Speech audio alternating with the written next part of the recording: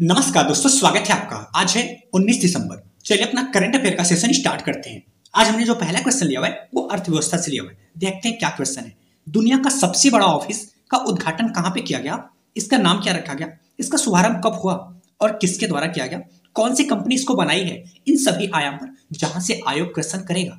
तो दुनिया का सबसे बड़ा ऑफिस का उद्घाटन कहाँ पे किया गया? सूरत, जो कि गुजरात खजोद गांव में किया गया। इसका नाम डायमंड बोर्स ही रखा गया। क्यों यही नाम रखा गया ये भी आगे समझेंगे। इसका शुभारंभ कब किया गया? 17 दिसंबर 2023 को। किसके द्वारा किया गया?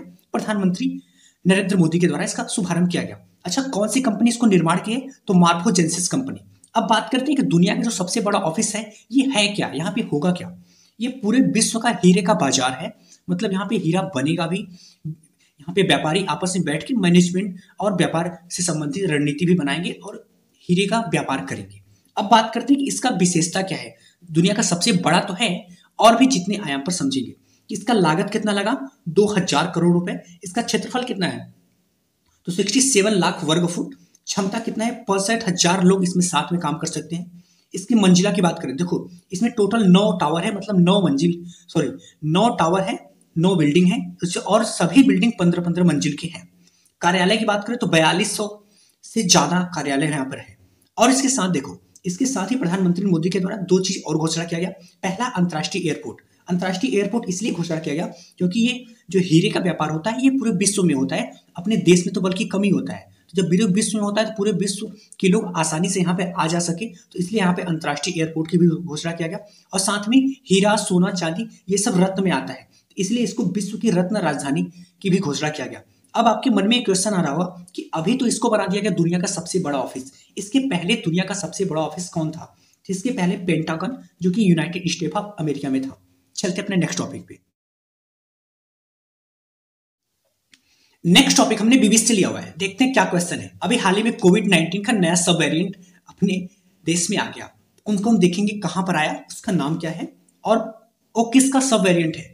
देश में पहली बार कोविड-19 के नए सब वेरिएंट JN.1 की पुष्टि कहां पे हुई? कहां पर आया? तिरुवनंतपुरम, जो कि केरल की राजधानी है। ये तो अपने देश की बात हो गई। अगर पूरे विश्व की बात करें, विश्व में सबसे पहले कहां पे आया था? तो वो आया था लग्जमबर्ग। उसका नाम क्या है? उसका नाम है JN.1। अब ये बात करें, ये देखो सब वेरिएंट का मतलब होता है कि किसी का वंशज। वेरिएंट जो पहले आ चुका है, सब वेरिएंट उसी का वंशज। तो सबसे पहले कौन आया था? उसके पहले कौन आया था? तो ओमिक्रॉन, जिसका नाम था B.1.529। इसी का वेरिएंट, सब वेरिएंट है क्या? JN.1। ठीक है, चलते अपने नेक्स्ट टॉपिक पे। नेक्स्ट टॉपिक हमने लिया हुआ है, अभी हाल ही में काशी तमिल संगमम के दूसरे चरण का उद्घाटन कहां पे हुआ, किसके द्वारा किया गया और काशी तमिल संगमम क्या है, कहां पे उद्घाटन किया गया? तो देखो वाराणसी के नमो घाट में किया गया। अब बात करते हैं किसने किया, तो प्रधानमंत्री नरेंद्र मोदी के द्वारा इसको किया गया और ये समारोह 15 दिन तक चलेगा। अब आपके मन में एक क्वेश्चन आ रहा होगा कि काशी तमिल संगमम क्या है? तो काशी तमिल का संगम, नॉर्थ साउथ संगम। देखो काशी का मतलब हो गया नॉर्थ, उत्तर, यस का मतलब साउथ, मतलब तमिल। तो नॉर्थ साउथ का संगम हो, तो संगम होगा कैसे, मतलब संगम होने से फायदा क्या होगा? देखो संगम होने से सबसे बड़ा फायदा ये होगा कि जो साउथ की संस्कृति है या परंपरा है या जो नॉर्थ का है, तो एक दूसरे में बढ़ावा मिलेगा। तो मतलब परंपरा या संस्कृति को बढ़ाने के लिए क्या किया जाएगा, कौन इसमें शामिल होगा? तो इसमें क्या होगा कि जो साउथ के लोग हैं, जैसे शिक्षक, लेखक, व्यापारी, पेशेवर या आध्यात्म को मानने वाले, साथ में किसान, ये सभी लोग यहाँ पर वाराणसी में आएंगे और वहाँ पे समारोह होगा और एक दूसरे की संस्कृति या परंपरा को साझा करेंगे, जिससे एक दूसरे को समझने में आसानी होगा और सामंजस्य स्थापित होगा। ठीक है, चलते अपने नेक्स्ट टॉपिक पे। नेक्स्ट टॉपिक हमने संधि और समझौता से लिया हुआ है। ये क्वेश्चन देखो काफी इंपॉर्टेंट है क्योंकि यहां से अभी और भी क्वेश्चन बनने वाला है। तो सबसे पहले समझते हैं कौन सी देश के साथ समझौता क्या हुआ। पहले क्वेश्चन क्या है, भारतीय नौसेना के साथ जल विज्ञान समझौते को किसने रद्द किया? सबसे पहले देखें जल विज्ञान समझौता किसने रद्द किया, आखिर में यह समझौता रद्द हुआ क्यों? देखो ये समझौता किसने रद्द किया? मालदीव। किसने किया? तो वहां के अभी हाल ही में राष्ट्रपति बने मोहम्मद मुइजू, जो कि भारत के विरोधी हैं। यहाँ पे ये समझना, ये बात को ध्यान रखना, क्योंकि ये भारत को विरोधी है तो अभी आगे आने वाले में भी बहुत सारे कदम उठाएंगे जो कि भारत के विरोधी होगा, तो वो हमारे एग्जाम में निश्चित ही क्वेश्चन बनेगा। तो भारत विरोधी है तो सपोर्टर किसके हैं? ये चीन के सपोर्टर है, भारत विरोधी हैं।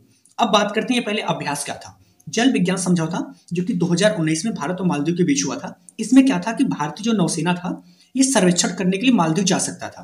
तो अभी इन्होंने रद्द किया। तो इन्होंने कारण क्या बताया, क्यों रद्द किया? तो इन्होंने ये बोला कि मालदीव एक स्वतंत्र देश है और आप अगर हमारे देश में अपनी नौसेना को लेकर आते हैं तो हमारे संप्रभुता का हनन होता है।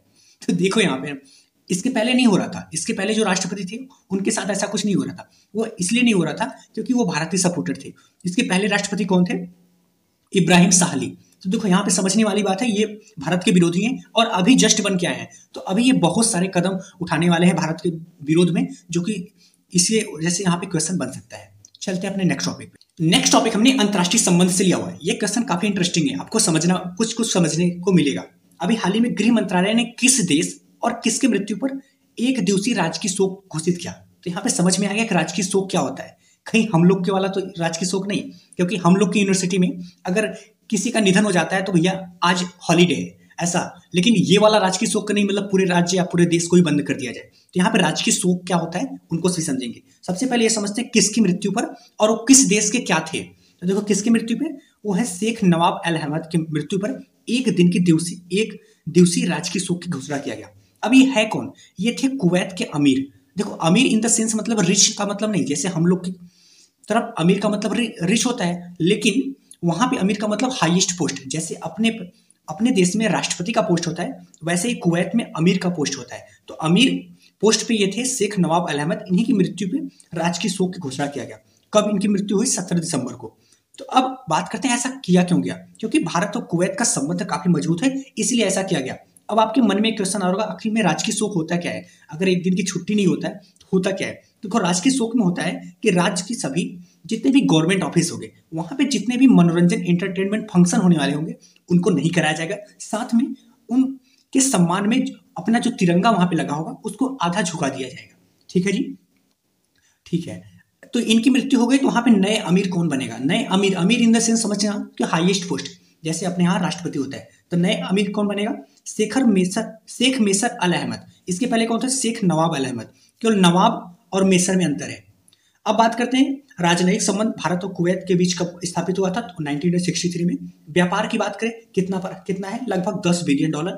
कितने लोग भारतीय वहां पे काम करते हैं? लगभग 10 लाख लोग। ठीक है जी, चलते हैं अपने नेक्स्ट टॉपिक पे।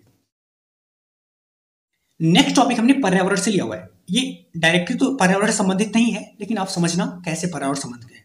भारत की सबसे तेज चलने वाली सौर इलेक्ट्रिक नाव का लॉन्च कहां किया गया? सौर इलेक्ट्रिक नाव क्या होता है? कहां पे लॉन्च किया गया? केरल आलापुझा में। कहां पे? केरल आलापुझा में। इसका नाम क्या रखा गया? बाराकुडा। बाराकुडा किसके नाम पे? जो कि मछली के नाम पे रखा गया। इस देखो ये सबसे तेज चलने वाली और सौर इलेक्ट्रिक नाव है, मतलब ये डीजल पेट्रोल से नहीं चलेगा। स्पीड इसका कितना है? 12.5 समुद्री मील। कितना? 12.5 समुद्री मील पर आवर। तो यहाँ पे देखो समुद्री मील अलग होता है। एक मील वैसे हम लोग में होता है कि 1.6 किलोमीटर, लेकिन समुद्री मील की बात हो जाएगी तो 1.85 किलोमीटर होता है। इसकी विशेषता क्या है? इसकी विशेषता है कि एक साथ इसमें 12 यात्री बैठ सकते हैं, साथ में सामान ले जा सकता है। और दूसरी चीज कि एक बार चार्ज करने में 7 घंटे चलता है। और तीसरी चीज ये सौर इलेक्ट्रिक है ही, इलेक्ट्रिक से होगा, साथ में सौर से भी। कौन सी कंपनी इसको मैन्युफैक्चर की है, बनाई है? नेवर्ट कंपनी, साथ में मझगांव डाक शिप बिल्डर्स कंपनी ने मिलकर इसको बनाया है। अब बात करें इसका लाभ क्या होगा? इसका लाभ डीजल या पेट्रोल की तुलना में प्रदूषण कम होगा, क्योंकि डीजल पेट्रोल से चलने वाली नाव में प्रदूषण ज्यादा होता है, ये प्रदूषण कम होगा, इसलिए देखो पर्यावरण से संबंधित है। दूसरा बात करें, समुद्री परिवहन को बढ़ावा मिलेगा जो कि पर्यावरण के अनुकूल रहेगा। ठीक है जी, चलते अपने नेक्स्ट टॉपिक पे। नेक्स्ट क्वेश्चन हमने दिवस से लिया हुआ है, देखेंगे क्या क्वेश्चन है। विजय दिवस कब मनाया जाता है और क्यों मनाया जाता है? तो विजय दिवस कब मनाया जाता है? 16 दिसंबर को। क्यों मनाया जाता है? क्योंकि इसी के दिन पाकिस्तान ने घुटनों के बल पे बैठ के आत्मसमर्पण किया था, मतलब पाकिस्तान की हार हुई थी। एक कब की बात है? ये बात है 16 दिसंबर 1971 की। यहां तक तो समझ में आ गया कि पाकिस्तान की हार हुई थी, उसी के उपलक्ष्य में हम विजय दिवस मनाए जाते हैं। अब समझते हैं कि यार युद्ध हुआ क्यों था, उसका क्या रिजल्ट रहा। देखो भारत और पाकिस्तान के विभाजन के दौरान तो पाकिस्तान को 2 हिस्सों में बांट दिया गया था, एक पश्चिमी पाकिस्तान, एक पूर्वी पाकिस्तान। तो पूर्वी पाकिस्तान और पश्चिमी पाकिस्तान के बीच विवाद हुआ, जिसके बाद क्या हुआ कि भारत के द्वारा 3 दिसंबर 1971 को ऑपरेशन विजय चला गया, जो कि 3 दिसंबर से 13 दिन के बाद 16 दिसंबर को पूर्वी पाकिस्तान को अलग देश, एक नया देश बना दिया गया, बांग्लादेश। और इसी के उपलक्ष्य में पाकिस्तान का उस दिन आत्मसमर्पण हुआ था और इसी के उपलक्ष्य में विजय दिवस मनाए जाते हैं। अब बात करते हैं ऑपरेशन विजय का नेतृत्व कौन किया था? तो सैन मानेकशॉ। और 3 दिसंबर को थल सेना के द्वारा और एयरफोर्स की सेना के द्वारा इसको किया गया था। और वही 4 दिसंबर की बात करें तो अपनी भारतीय नौसेना के द्वारा जो नौसैनिक क्षेत्र से पाकिस्तान उसको ध्वस्त कर दिया गया था ऑपरेशन त्रिशूल चला के। तो ऑपरेशन त्रिशूल चला के और इसीलिए 4 दिसंबर को नेवी डे नौसेना दिवस के रूप में मनाया जाता है। अब बात करते हैं, ये तो हो गया भारत की तरफ से। तो जो पूर्वी पाकिस्तान था उसकी तरफ से कौन पार्टिसिपेट कर रहा था? तो पूर्वी पाकिस्तान की तरफ से मुक्ति वाहिनी नाम का संगठन, क्या नाम था? मुक्ति वाहिनी, जिसके नेतृत्व कौन कर रहे थे? शेख मुजीबुर रहमान। कौन? शेख मुजीबुर रहमान। और यही नेतृत्व कर रहे थे तो जब बांग्लादेश एक नया देश बना तो इसके पहले प्रधानमंत्री कौन बना? यही शेख मुजीबुर रहमान, जिसको बंगबंधु का भी दर्जा दिया जाता है। और अभी हाल ही में कौन प्रधानमंत्री है? अभी हाल ही में शेख हसीना प्रधानमंत्री है, जो कि इन्हीं की बेटी है, शेख मुजीबुर रहमान की बेटी है शेख हसीना जी है। हमें विश्वास है आपको समझ में आया होगा। धन्यवाद दोस्तों। अगर आपको करंट अफेयर को शॉर्ट नोट्स के माध्यम में डिटेल में पढ़ना है तो आप इस फैमिली का हिस्सा बन सकते हैं। धन्यवाद।